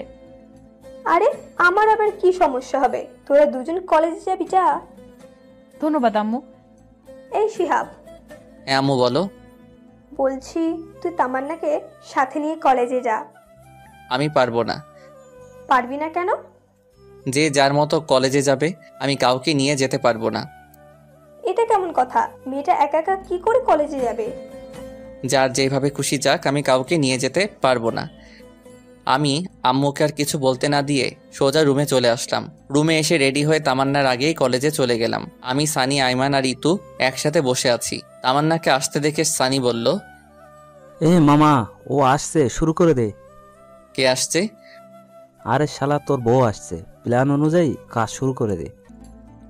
এরপর আমি আর ইতু বসে বসে দুজন দুজনের হাত ধরে হেসে হেসে কথা বলছি। ইতু প্ল্যান অনুযায়ী আমার হাত ধরে বসে আছে। তামান্না তো আমাদেরকে দেখে রাগে ফুলতে লাগলো। তামান্না আমাদের কিছু না বলে সোজা উপরে চলে গেল। আমরা তো সবাই হাসতে হাসতে শেষ। আমরা কেউই আজ ক্লাস করিনি, সবাই বসে বসে আড্ডা দিচ্ছি। তামান্না উপর থেকে বারবার আমাদের দিকে তাকাচ্ছিল। আমি অভিনয়টা বেশ ভালো করে চালিয়ে যাচ্ছি না? যে কেউ দেখলে বলবে আমরা দুজন দুজনকে অনেক ভালোবাসি, কিন্তু এটা ছিল আমাদের প্ল্যান। এভাবে 2 ঘন্টা পার হয়ে গেল। 2 ঘন্টা পর তামান্না ও তার বান্ধবীরা একসাথে আমার দিকে আসছে। সানি আর আইমান ওদের দেখে গান গাইতে লাগলো। আমার এই বাজে স্বভাব কোনোদিনও যাবে না। একটা সিনিয়র মেয়ে এসে সানিকে বলল, যখন একটা কানের নিচে পড়বে এমনিতেই বাজে স্বভাব চলে যাবে। আমি তখনও ইতুর হাত ধরে বসে আছি। আর আমার এমন আচরণ দেখে তামান্না বলল, ছি শিহাব, তোমার লজ্জা করে না? কেন আমার লজ্জা করবে কেন? আমি কি ল্যাংটা হয়ে আছি নাকি? ল্যাংটা হয়ে না থাকলেও তার থেকে অনেক খারাপ কিছু করছো। বাসায় বউ রেখে এখানে অন্য একটা মেয়ের সাথে। ছি। ওয়েট, বউ মানে কার কথা বলছেন? কার সাথে আবার বলবো? আমার সাথে বলছি। হোয়াট? কে আপনি? আপনাকে তো আমি চিনিই না। কি বললে তুমি? আমাকে চেনো না? আমার ভাবতেই অনেক ঘৃণা লাগতেছে তুমি এতটা খারাপ। আপনার লজ্জা করে না একটা জুনিয়র ছেলের পিছনে পিছনে ঘুরতে? আপনাকে তো আমি পাত্তাও দেই না, তাহলে কেন বারবার আমার পিছনে আসেন? এতক্ষণে পুরো ক্যাম্পাসের ছেলে মেয়ে সবাই আমাদের দিকে তাকিয়ে আছে। তামান্না তো লজ্জায় মাথা নিচু করে আছে। দেখলাম ওর চোখের কোণায় পানি। কান্না করতে করতে কলেজ থেকে বাইরে চলে গেল। আমার নিজেরও একটু খারাপ লাগছে। ব্যাপারটা আসলে একটু বাড়াবাড়ি হয়ে গেছে। পরে আমি, সানি আর আইমান কলেজ থেকে বেরিয়ে গেলাম আর ইতুকে একটা ধন্যবাদ দিয়ে আসলাম। এরপর আমরা বাহিরে কিছুক্ষণ আড্ডা দিলাম। অবশেষে আমরা বাসায় চলে গেলাম। বাসায় গিয়ে দেখি তামান্না ওর সবকিছু গুছিয়ে নিয়ে বাড়ি থেকে চলে যেতে যাচ্ছে। এদিকে আম্মু ওকে অনেক বোঝাচ্ছি, কিন্তু কোনো কিছুতেই বুঝতে চাচ্ছে না। তামান্না সবকিছু ভুলে ব্যাগ নিয়ে বাপের বাড়ি চলে গেল। এদিকে আম্মু ঠাস ঠাস করে আমাকে চর মারতে লাগলো। আমাকে চর মারতে মারতে আম্মু বলল, কুলাঙ্গার একটা ছেলে, তোর কারণে আজকে আমার মেয়েটা বাড়ি থেকে চলে গেল। আমার মেয়েটার যদি কিছু হয় তাহলে তোর অবস্থা আমি খারাপ করব। আমার কথা শুনে আমার মাথায় বাজ পড়ল। নিজের ছেলের কোনো খোঁজ নেই, ছেলের বউ নিয়ে পড়ে আছে। আমার সাথে রাগারাগি করে আমি ছাদে চলে গেলাম। ছাদে গিয়ে বসে আছি। আমার অনেক খারাপ লাগছে, কারণ আজকে একটু বেশি বাড়াবাড়ি হয়ে গেছে। কিন্তু কি করব, ও আমার সাথে যা যা করেছে তার ফল ওকে পেতেই হবে। কিন্তু মনে হচ্ছে ওর সাথে একটু বেশি করে ফেলেছি। কি করব কিছুই বুঝতে পারছি না। সানিকে একটা কল দিলাম। কিরে, কই তুই? এই দুপুরবেলা বাসা ছাড়া কই থাকবো? কোনো সমস্যা হয়েছে নাকি? হ্যাঁ, সমস্যা তো একটা হয়েছে। আবার কি সমস্যা হলো? ফোনে বলা যাবে না, তুই তাড়াতাড়ি পুকুর পাড়ে চলে আয়। আমি আইমানকেও বলে দিচ্ছি। শোন, তোকে আইমানকে বলতে হবে না, তুই চলে আয়, আমি বলছি ওকে। আচ্ছা ঠিক আছে, তাড়াতাড়ি পুকুর পাড়ে চলে আয়। আচ্ছা ঠিক আছে, কিন্তু কখন আসবি?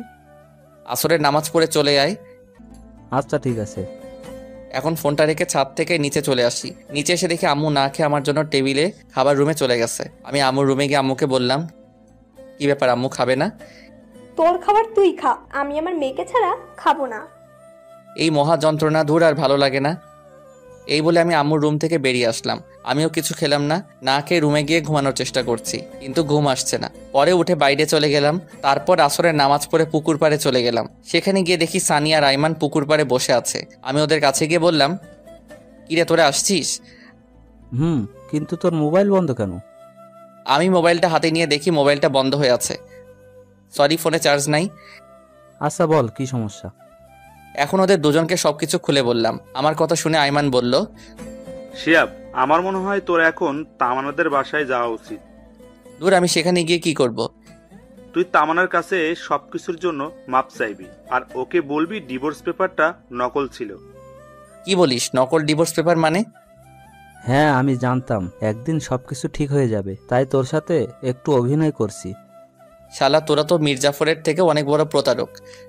আচ্ছা, এসব এখন বাদ দে তো। তুই তামান্নাদের বাড়িতে যাবি কিনা তাই বল। শালা, তোরা আমার সাথে যা করলি, আমি কোথাও যাব না। তাহলে বসে বসে আঙুল চোষ। তামান্না কি আমাকে মেনে নিবে? দেখলি না, তামান্না তোকে অন্য কারোর সাথে সহ্য করতে পারে না। সেটা তো আগে ছিল, কিন্তু কাল কলেজে ওর সাথে যা করলাম, তারপরেও কি ও আমাকে মেনে নিবে? চেষ্টা করতে তো আর নিষেধ নেই নাকি? তোকে তো আগেই বলেছিলাম, যা করবি চিন্তা ভাবনা করে করবি। শালা, তুই চুপ থাক। আজ তোর বুদ্ধিতেই এমন হয়েছে। আজ তোর কথা না শুনলে কিছুই হতো না। আরে আমি কি জানতাম নাকি যে তামান্না ওর বাবার বাসায় চলে যাবে? আচ্ছা, এখন সব বাদ দে তো। এখন কি করা যায় সেটা ভাব। আচ্ছা চল, কিছু খেয়ে আসি আগে। তোর তো খাওয়া ছাড়া আর কোনো কথাই নেই। এই, তুই কি এখন ওদের বাসায় যাবি? না, যাব না। যদি যেতেই হয় তাহলে কাল যাব। ওদের সাথে আরো কিছুক্ষণ আড্ডা দিলাম। কিছুক্ষণ পর বাসায় গেলাম। রাত প্রায় 10টা, কিন্তু আম্মু খাইতে আসলো না। একা খাইতে বসছি, এমন সময় তামান্নার আম্মু ফোন দিল। হ্যালো। পুরোটা বলার আগেই তামান্নার আম্মু কান্না করে দিল। বাবা, তুমি কই? আমি তো বাসায়। আপনি কান্না করছেন কেন? কোনো সমস্যা হলো নাকি? তামান্না। আর কিছু না বলেই কল কেটে দিল। আমি আবার কল দিলাম, কিন্তু কল আর কেউ ধরছে না। না, আর বসে থাকা যায় না। তামান্নার যে আবার কি হয়েছে আল্লাহ ভালো জানে। আমি সানিয়া রায়মানকে কল করে রেডি হতে বলে আমি বাসা থেকে বের হয়ে একটা সিএনজি নিলাম। মাঝপথে সানিয়া রায়মানকে তুলে নিলাম। তারপরে আইমান আমাকে বলল, কিরে এত রাতে আবার কি হলো? একটু আগে তামান্নার আম্মু ফোন করে কান্না করতে লাগলো। কিছুই বুঝলাম না। কেন, আবার কি হয়েছে? আমি তো জানি না। আমায় তো কিছুই বললো না, শুধু কান্না করছিল আর হুট করে কল কেটে দিল। তারপর আমি অনেকবার কল করলাম, কিন্তু ধরলো না। আল্লাহ জানেন কি হয়েছে। ওদের সাথে কথা বলতে বলতে তামান্নার বাসার সামনে চলে আসলাম। অনেকবার কলিং বেল বাজালাম, কিন্তু ভেতর থেকে কারো কোনো আওয়াজ নেই। দরজা ধাক্কা দিলাম, কিন্তু তাতেও কোনো কাজ হলো না। পরে সানি বলল দরজা ভেঙে ফেলতে। তারপর দরজা ভাঙার চেষ্টা করলাম, কিন্তু পারছিলাম না। তিনজনে অনেক কষ্ট করার পর দরজা ভেঙে ফেললাম। দরজা ভাঙার পর ভিতরে গিয়ে তো আমার মাথায় আকাশ ভেঙে পড়লো। তামান্নার বাম হাতটা কাটা, ফিনকি দিয়ে রক্ত বের হচ্ছে। তামান্না অচেতন অবস্থায় পড়ে আছে। রক্তে পুরো ফ্লোর লাল হয়ে গেছে। অতিরিক্ত রক্তক্ষরণের কারণে তামান্না জ্ঞান হারিয়ে ফেলেছে। ওর এই অবস্থা দেখে তো আমি ভয়ে কাঁপতে লাগলাম। আমি কি করব কিছু বুঝতে পারছি না। আচ্ছা, তামান্না এখানে পড়ে আছে, কিন্তু ওর মা কোথায়? তামান্নার মাকে খোঁজার জন্য তামান্নার মায়ের রুমে গেলাম। তামান্না মায়ের রুমে গিয়ে দেখলাম তামান্নার আম্মু খাটের উপর উল্টা হয়ে পড়ে আছে। খাটের উপর পা পিছলে পড়ে মাথায় আঘাত খেয়ে অজ্ঞান হয়ে আছে। দেখে মনে হচ্ছে তাড়াহুড়ো করতে গিয়ে পা মোচড় খেয়ে খাটের উপর জোরে পড়ে গেছে, যার কারণে মাথায় আঘাত লেগে অজ্ঞান হয়ে গেছে। কি করব কিছুই বুঝতে পারছি না। আমার শার্টটা খুলে তামান্নার হাত বেঁধে নিলাম, যাতে আর রক্ত না বের হয়। এরপর দুজনকে একসাথে হাসপাতালে নিয়ে গেলাম। ওদের দুজনকে এমার্জেন্সিতে দিয়ে আমি বাহিরে অপেক্ষা করছি। নিজের অজান্তেই চোখ দিয়ে পানি ঝরতে লাগলো। আজ শুধু আমার জন্যই এমন অবস্থা হলো। আমি যদি আজ এমনটা না করতাম তাহলে আজ কিছুই হতো না। তামান্নার জ্ঞান ফিরলেই ওর কাছে মাপ চেয়ে নিব। এরপর আমি সানি আর আইমানকে বললাম বাসায় চলে যেতে, কিন্তু ওরা গেল না। একটু পর ডাক্তার বাহিরে এসে বলল, আচ্ছা, রোগী আপনার কি হয়? আমার স্ত্রী হয়। আছে, শুনুন, রোগীর অতিরিক্ত রক্তক্ষরণ হয়েছে, জরুরি রক্তের ব্যবস্থা করুন। জি বলুন, কোন গ্রুপের রক্ত লাগবে? আমরা এখানে 3 জন আছি। A B positive. আমার এ পজিটিভ। আমার ও পজিটিভ। আমার বি পজিটিভ। আচ্ছা, আপনারা 3 জনেই আসেন। এরপর তিনজনেই রক্ত দিলাম। একটু পর শাশুড়ি আমার জ্ঞান ফিরল, উনি ঘুমাচ্ছে। এদিকে আমি তামান্নার কাছে গিয়ে ওর পাশে বসলাম। আমি নিশ্চুপ হয়ে তামান্নার দিকে তাকিয়ে আছি। তারপর ওর হাতটা ধরে ওর মায়াবী মুখটা দেখতে দেখতে কখন ঘুমিয়ে গেছি বুঝতেই পারিনি। সকালে ঘুম ভাঙলো কারো হাতের স্পর্শে। তাকিয়ে দেখি তামান্না আমার মাথায় হাত বুলাচ্ছে। আমার ঘুম ভাঙা দেখে ও মুখটা অন্যদিকে ঘুরিয়ে কালো করে বসে রইল। সেটা দেখে আমি তামান্নাকে বললাম, কি ব্যাপার, আপনি এমন করলেন কেন? সেটা কাউকে জানতে হবে না, আমার যা মনে হয়েছে তাই করেছি। আপনি এমন পাগলামি কেন করলেন বলেন? কি করব বলো? আমি তো তোমাকে কষ্ট দিয়েছি, অপমান করেছি, তোমার সাথে অনেক খারাপ ব্যবহার করেছি। তুমি তো কোনোদিন আমাকে ক্ষমা করবে না। তাই বলে সুইসাইড করবেন? এর আগেও আপনি এমন করেছেন। আমি মরলে তোমার কি? এটা শোনার সাথে সাথে ঠাস করে ওর গালে একটা চর বসিয়ে দিলাম। আমার চর মারা দেখে তামান্না আমাকে বলল, তুমি আমাকে মারলে? আপনাকে মেরেছি, বেশ করেছি। আমি আমার বউকে মেরেছি, কার কি? বউ? তাহলে সেদিন ডিভোর্স লেটার কেন দিলে? আরে ওইটা ডিভোর্স পেপার ছিল না, জন্মদিনের কার্ড ছিল। আর ওই চিঠিটা তো আমি এমনি এমনি বানিয়ে লিখেছি। তাহলে কাল কলেজে এমন কেন করলে? আপনি যে আমাকে অপমান করেছিলেন, আর তাই আপনাকে বোঝাতে চেয়েছিলাম। আপনার কেমন লাগে? অনেক হারামি তুই। আমি কি একটু ভেতরে আসতে পারি? আম্মু দরজার সামনে দাঁড়িয়ে বলল, না, এখন ভেতরে কারো আসা যাবে না। যদি কেউ আসতে চায় তাহলে পরে আসবে। তামান্না আমাকে জড়িয়ে ধরে এসব কথা বলল। এই কি করছেন? আম্মু দেখছে তো? দেখলি দেখুক, তাতে আমার কি? আমি আমার স্বামীকে আদর করব, কার কি? তাই বলে আম্মুর সামনে? এই হাদারাম, কিছু শেখ। আচ্ছা তোমরা তাহলে থাকো, আমি যাই। তাই বলে আম্মু শাশুড়ি আমার কাছে গিয়ে গল্প করতে লাগলো। এরপর আমি বাহিরে গিয়ে দেখলাম সানিয়া রাইমান দুজনে একটা টুলের উপর একজন আরেকজনের উপর উল্টো হয়ে শুয়ে আছে। দেখেই আমার প্রচুর হাসি পাচ্ছে। আমি পকেট থেকে ফোনটা বের করে কিছুক্ষণ ভিডিও করলাম। তারপর ওদের দুজনকে জাগালাম। এরপর সবাইরে নাস্তা করার জন্য বাহিরে গেলাম। সকালে নাস্তা করা শেষে তামান্নার জন্য নাস্তা প্যাকেট করে নিয়ে আসলাম। নাস্তার প্যাকেট নিয়ে ডাক্তারকে বললাম, ডাক্তার সাহেব, জি বলেন। আমি কি আমার রোগীদের বাসায় নিয়ে যেতে পারি? জি পারবেন, তবে শুধুমাত্র আপনার শাশুড়ি মাকে, আপনার স্ত্রীকে আরো 2 দিন রাখতে হবে। আচ্ছা ঠিক আছে। এরপর আমি আম্মুর কাছে গিয়ে বললাম, ডাক্তার বাসায় যেতে বলল। ওকে, তাহলে সবাইকে নিয়ে বাসায় চল। এখানে থেকে কি করব? আম্মু শুধু আন্টিকে নিয়ে যেতে। আমি শুনেছি তামান্নাকে আরো 2 দিন থাকতে হবে এখানে। তুমি ওনাকে আমাদের বাসায় নিয়ে যাও, কিছুদিন রেস্ট নিক। আচ্ছা ঠিক আছে, কিন্তু তামান্নাকে কে সামলাবে? আম্মু আমি আছি। কেন? আচ্ছা, তাহলে তুই ওর ভালো করে যত্ন নিস। আমরা যাই। আচ্ছা ঠিক আছে, যাও। এরপর সানিয়া রাইমানকে সাথে দিয়ে আমি এবং আমার আম্মুকে বাসায় পাঠিয়ে দিলাম। এরপর আমি তামান্নার কাছে গেলাম। এখন কি অবস্থা আপনার? আগের থেকে একটু ভালো। এই শোনো না। হ্যাঁ বলেন। আমি না একজনকে খুব ভালোবাসি। কাকে? আমার এই জুনিয়র বরটাকে। কথাটা শোনো। আমি একটু অন্যদিকে তাকিয়ে মুচকে মুচকে হাসতেছিলাম। হঠাৎ তামান্না আমার মুখটা টেনে ওর মুখের কাছে নিয়ে একটা ভালোবাসার ছোঁয়া এঁকে দিল। আর তারপর বলল, এই আমাদের বিয়ে হয়েছে ঠিক, কিন্তু আমরা তো এখনো বাসর করিনি। চলো না আজকে আমরা বাসর করে নেই। একদমই না। ডাক্তার বলেছে আপনাকে আরো 2 দিন এখানে থাকতে হবে। তাই যা হবার বাসায় গিয়ে হবে। এখানে চুপচাপ রেস্ট নেন। এমনি রোমান্টিক ভাবে আরো 2 দিন পেরিয়ে গেল। তারপর আমি তামান্নাকে নিয়ে বাসায় ফিরলাম। কিন্তু তাহলে দরজার সামনে দাঁড়িয়ে পড়লো, ভিতরে যেতে চাচ্ছে না। তাই দেখে আমি বললাম, কি ব্যাপার, এখানে দাঁড়িয়ে থাকলেন কেন? কেউ যদি আমাকে কোলে করে বাসার ভেতরে নিয়ে যায় তাহলে যাব, না হলে ভেতরে যাব না। আমি বুঝতে পারলাম সে আমাকে উদ্দেশ্য করে কথাটা বলল। কি আর করার, ওকে কোলে করে নিয়ে বাসার ভিতরে গিয়ে বিছানার উপর রাখলাম। এরপর আমি ওকে রেখে চলে আসতে যাব, এমন সময় আমার হাতটা ধরে একটা টান দিল। আমি নিজেকে স্থির রাখতে না পেরে সোজা তামান্নার গায়ের উপর পড়ে গেলাম। এটা কি হলো? আমার বরকে আমার যা ইচ্ছা তাই করব, তাতে তোর কি? আমার কি দেখাবো? দেখা দেখি। এটা বলে যখনই আমি আমার মাথাটা তামান্নার দিকে এগিয়ে নিয়ে যাচ্ছিলাম, এমন সময় সানি রুমে আসলো। মামা, আদর একটু পরেও করতে পারবা, এখন একটু বাইরে আসো। শালা, তুই আর আসার সময় পাইলি না? তামান্না লজ্জা পেয়ে অন্যদিকে মুখ করে বসে রইল। আমি বাহিরে গিয়ে সানিকে বললাম, শালা এখন বল, এই অসময় ডাকলি কেন?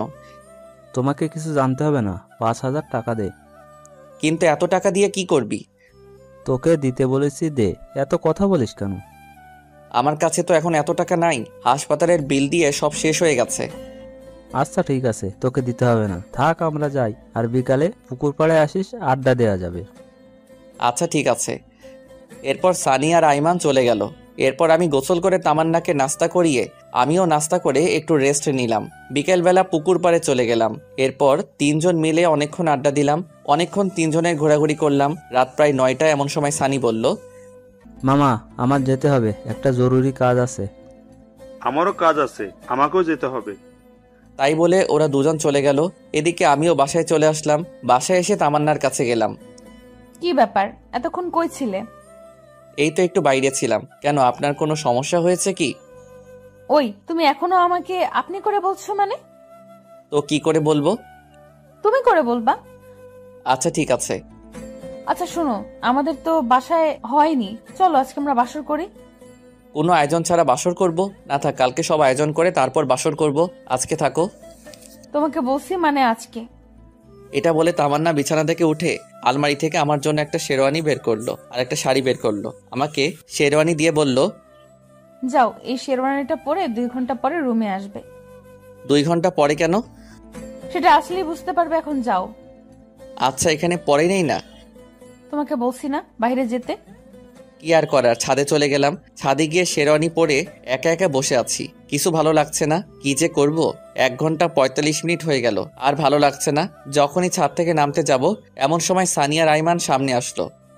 কিরে, তোরা এত রাতে এখানে কি করিস? কাজ করতে করতে জীবনটা শেষ মামা। এত রাতে কি কাজ করলি? আরে শালা, তোর বাসর ঘর সাজানো। তোদের কে সাজাতে বলেছেন? কেউ না, আমরা নিজেরাই সাজিয়েছি। এখন তাড়াতাড়ি নিচে যা, তামান্না তোর জন্য অপেক্ষা করছে। একটু আড্ডা দিয়ে তারপর যাই। আজকে কোনো আড্ডা হবে না, তুই যা, তোর জন্য আজকে স্পেশাল দিন। ওকে। তারপর আমি রুমের সামনে গিয়ে দাঁড়িয়ে আছি। কেমন যেন ভয় লাগছে, আবার লজ্জা লাগছে। কিছুক্ষণ আগেও তো তামান্নার সাথে কথা বলে আসলাম, তাহলে এখন লজ্জা লাগছে কেন? দূর, যা হওয়ার হবে। আগে ভিতরে তো যাই। এরপর 1 কেজি সাহস নিয়ে ভিতরে চলে গেলাম। ভিতরে গিয়ে দেখি তামান্না একটা লম্বা ঘোমটা দিয়ে বিছানার উপর বসে আছে। আমাকে দেখে বিছানা থেকে নেমে আমার পা ছুঁয়ে সালাম করতে যাবে, এমন সময় আমি ওর হাত ধরে বললাম, আরে আরে কি করছো? দেখছো না সালাম করতেছি। আরে, জুনিয়রদের সালাম করতে হয় না? কে বলেছে তুমি আমার জুনিয়র? মাত্র 1 বছর, এটা কোনো ব্যাপার না। আর স্বামী হিসাবে তুমি সবসময় আমার উপরে থাকবে। ঠিক আছে মহারানী, কিন্তু আপনাকে আমার পা ছুঁয়ে সালাম করতে হবে না। আপনার জায়গা আমার পায়ে নয়, এই বুকে, বুঝলেন? হ্যাঁ বুঝলাম, এখন চলো। কোথায় যাব? ছাদে। ছাদে কেন? চাঁদ দেখবো তাই। আচ্ছা ঠিক আছে, চলো। এভাবে তো যাব না। তাহলে কিভাবে যাবে? আমাকে কোলে করে নিয়ে যেতে হবে। ওরে আল্লাহ, কি বলেন এইসব? এখন কোলে করে নিয়ে চলো, না হলে সারা রাত সোফায় ঘুমাতে হবে। কি আর করবো, হাতিটাকে কোলে করে নিয়ে ছাদে গেলাম। ছাদে গিয়ে ওকে নামিয়ে দিয়ে আমি হাঁপাতে লাগলাম। ওরে আল্লাহ, একটা মেয়ে মানুষ এত ওজন হয় কি করে? এইটুকুতেই এই অবস্থা? এখন থেকে রোজ কোলে করে নিয়ে আসতে হবে। মানে? সব কথার মানে বলতে হয় না, কিছু কথার মানে বুঝে নিতে হয়। আচ্ছা চলো, কিছুক্ষণ হাঁটাহাঁটি করি। ওকে। তারপর 2 জন কিছুক্ষণ হাঁটাহাঁটি করার পর তাদের একটা কোনায় গিয়ে 2 জনে বসলাম। তামান্নাও আমার পাশেই বসে। আমি উপরের দিকে তাকিয়ে বসে আছি আর ভাবছি, এই এত কি ভাবছো? আল্লাহ আমাকে পরীক্ষায় ফেলেছে, সেটার কি উত্তর দিব সেটাই ভাবছি। কি পরীক্ষা? আল্লাহ আমাকে 2টা চাঁদ দিয়েছে, একটা ওই উপরে আর একটা আমার পাশে। এখন আমাকে বলতেছে কোনটা আমার কাছে বেশি গুরুত্বপূর্ণ। তো কোনটা তোমার কাছে গুরুত্বপূর্ণ? উপরেরটা তো শুধু রাতে আমার সাথে থাকবে, কিন্তু সকাল হলেই হারিয়ে যাবে। কিন্তু পাশেরটা সব সময় থাকবে। কিন্তু কথা হচ্ছে, যদি কখনো পাশে থাকা চাঁদটা চলে যায়, তাই ভাবছি কোনটা আমার জন্য গুরুত্বপূর্ণ। এটা শুনে তামান্না আমার হাত ধরে আমার কাঁধে মাথা রেখে বলল, এই তোমার হাত ধরে ধরে কসম করছি পুরো পৃথিবী ছেড়ে দেব, কিন্তু তোমার হাত কখনো ছাড়বো না। তাই নাকি? তাই। এই শোনো না। বলেন। আমার না টুইন বেবি অনেক পছন্দ। তো আমাকে কি করতে হবে? তোমাকে কিছু করতে না, যা করার আমি নিজেই করব। কি করবে? সময় হলেই দেখতে পারবে। এখন রুমে চলো। ওকে, চলেন। ওইভাবেই যাও কেন? তাহলে কিভাবে যাব? যেভাবে কোলে করে নিয়ে এসেছিলে সেভাবেই কোলে করে নিয়ে যাও। কি আর করার, আবারও কোলে করে নিয়ে গেলাম। খাটে রেখে আমি ওয়াশরুমের দিকে যাচ্ছি, এমন সময় আমার কলার ধরে টান দিয়ে বলল, আই কই যাস? এই তো একটু আসছি। তোকে যে টুইন বেবির কথা বললাম ভুলে গেছিস? এটা বলে আমাকে একটা টান দিয়ে খাটে ফেলে দিল। একা দুজন হারিয়ে গেলাম ভালোবাসার এক অজানা ভুবনে। আপনারা এখনো বসে আছেন? আরে ভাই, অনেক কিছুই তো দেখলেন, এখন আমাদেরকে আমাদের মতো একটু কাজ করতে দিন। আর আপনারা আপনাদের জীবন সঙ্গীর সাথে একটু খুনসুটি করেন। এখন যে যার মতো বাসায় যান।